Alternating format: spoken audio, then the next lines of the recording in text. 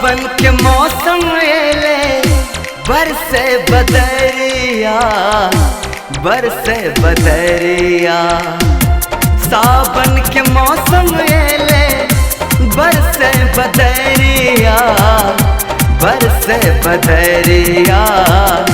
प्यार के हवा चले लहर चुनरिया, प्रीत के हवा चले लहर चुनरिया। प्यार के हवा चले लहर चुनरिया।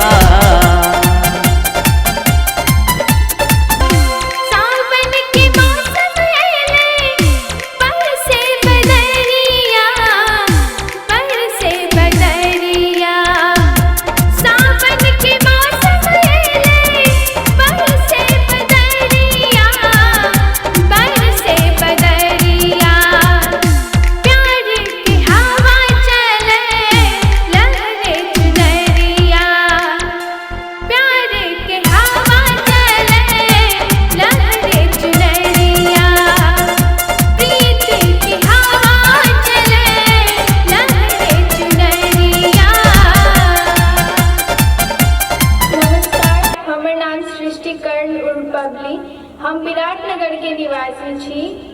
हम ideal English secondary boarding school में कक्षा 9 में पढ़े छी।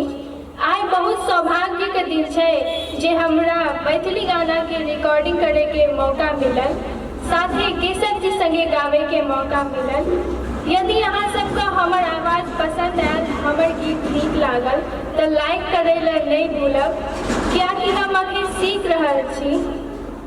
और हमरा ये आशा है कि अहाँ सब हमरा मौका जरूर देबै, कियाकि हम ये चाहे छी कि हम अपन मिथिला का, हमर अपन मैथिली गीत का हम आगू बढ़ाए। अहाँ सब हमरा प्रोत्साहन दे ताकि हम आगू बढ़ सकब आ अपन मिथिला के आगू बढ़ा सकब।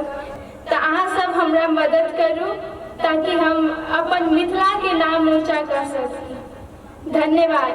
जय मिथिला, जय मैथिली।